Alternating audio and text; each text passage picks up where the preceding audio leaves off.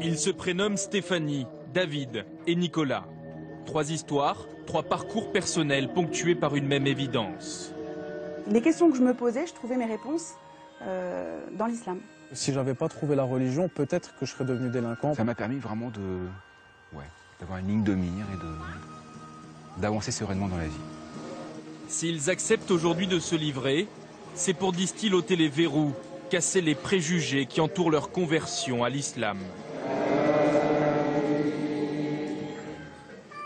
J'arrive. Stéphanie Desportes a suivi cette voie il y a plus de 10 ans. Je commence par qui?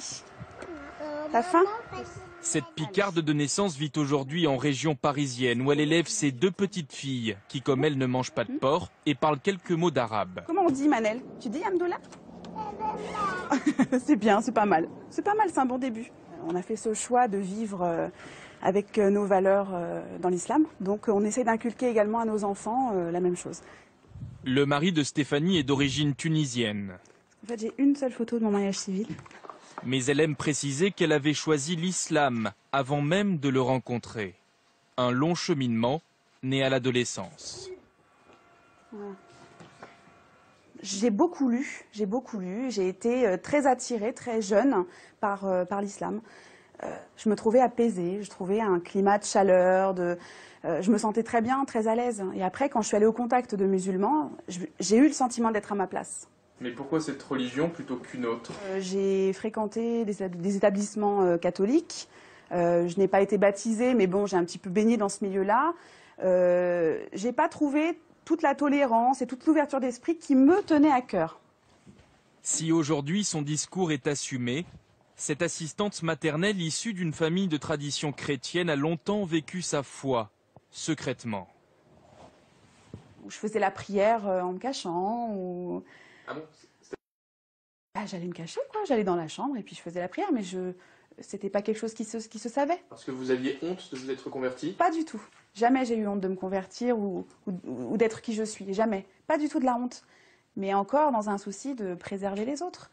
Je suis Parce que vous pensiez que votre choix pouvait faire du mal à vos proches?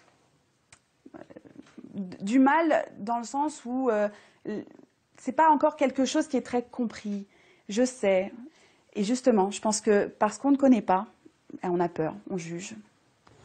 Cette peur d'être jugé, rejeté par les siens, Nicolas l'apprivoise depuis 1 an, depuis qu'il se rend chaque semaine à la mosquée de Voipy, dans la banlieue de Metz. Vous venez tous les vendredis là? Tous les vendredis, oui.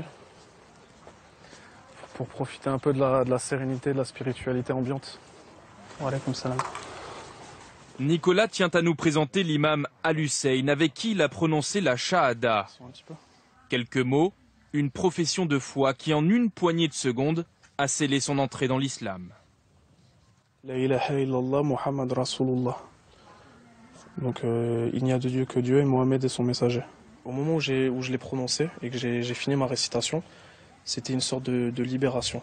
C'est-à-dire que j'avais plus de poids et j'étais redevenu léger. Quand il ne prie pas, ce fils de militaire étudie l'histoire, le Coran et l'arabe. Depuis sa conversion, il a repris des études. Lui qui, à l'adolescence, préférait les petits larcins au banc d'école. J'avais besoin de ne plus faire ces choses-là. En même temps, voler c'est tellement facile, se faire de l'argent c'était tellement facile. J'avais besoin de quelque chose pour me casser de ça parce que je savais que c'était mal. Et ce cadre-là, j'ai trouvé dans l'islam et nulle part ailleurs. Ça aurait pu être autre chose, mais je ne l'ai pas trouvé. On pourrait penser, à vous entendre, que l'islam est finalement une lubie comme une autre. C'est-à-dire? Vous entendez quoi par là? Une mode. Une mode? Je pense que la mode, c'est plus pour ceux qui commencent à s'intéresser à l'islam parce qu'ils ont des potes maghrébins ou une fille qui les intéresse. Moi, c'est pas du tout une mode, c'est juste que... Voilà, il y a tellement de désinformation sur l'islam qu'à un moment, moi qui suis une personne autodidacte et qui ai toujours aimé apprendre, il y a un moment, je me suis renseigné aussi, je me suis dit, il raconte pas mal de choses. Moi, ce que je vois au quotidien avec les gens de mon quartier, mon entourage, c'est pas ça. Comment vous expliquez que des gens comme vous, convertis, puissent faire peur à la société? Je sais pas, j'ai les yeux bleus, j'ai un joli sourire, je comprends pas. Chez les non-musulmans, l'image c'est, il s'est converti, c'est parce que le mec c'est un voyou, il a été engrainé par un gourou, il va poser des bombes. Concrètement, j'en connais pas des gens comme ça. Selon l'imam de Voipy, 60 à 70% des convertis dans sa mosquée sont des jeunes adultes en manque de repères. Un profil qui a longtemps collé à la peau de David Boussion, aujourd'hui âgé de 40 ans. Aide-soignant, celui qui se fait appeler Daoud, son prénom musulman, vit en Bretagne. Bon, dites-moi, elle est où la mosquée là? Alors la mosquée, s'il n'y en a pas, tout simplement, puisqu'on se trouve à côté de Lannion. La plus proche se trouverait à Saint-Brieuc, c'est-à-dire à quoi? À peu près 1h30, 2h d'ici. Coucou les bébés! David s'est converti à l'islam il y a 17 ans. Après un voyage en Inde, Ça va mon cœur? Un bisou. Salam alaikum. et une longue maladie pour laquelle les médecins le disaient condamné.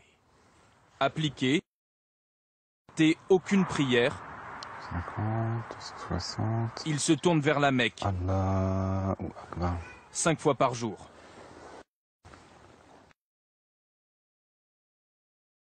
Avec du recul, David reconnaît qu'il aurait pu faire l'intégrisme au début de sa pratique. Il se souvient d'ailleurs très bien de ce qu'on lui disait parfois à la mosquée. Oui, mais tu es converti, mais tu ne seras jamais un vrai. Quelque part, c'était ça. Et comme beaucoup de convertis, ce qu'on veut faire, du coup, c'est rattraper une sorte de temps perdu et vouloir appliquer les choses, être très rigoriste et vouloir absolument tout appliquer. Et avec le temps, on met de l'eau dans son vin, dans son jus de raisin plutôt, et puis on apprend à faire la part des choses. C'est quoi la radicalité pour vous? Ce serait de ne plus être vivant. C'est-à-dire? Eh bien, je pense à certaines personnes qui pensent qu'il faudrait vivre En martyr? Pas forcément, mais comme au IIe siècle de l'Hégire, par exemple.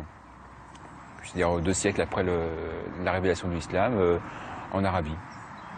Comment vous réagissez quand vous entendez les services de renseignement, par exemple, qui disent que la principale menace pour la France vient des gens convertis comme vous? Oui, on peut effrayer quand on entend certains discours, quand on voit certaines images qui se passent ailleurs, voilà. Ou pris dans un autre contexte, avec d'autres commentaires qui font que ça change absolument toute la nature des choses.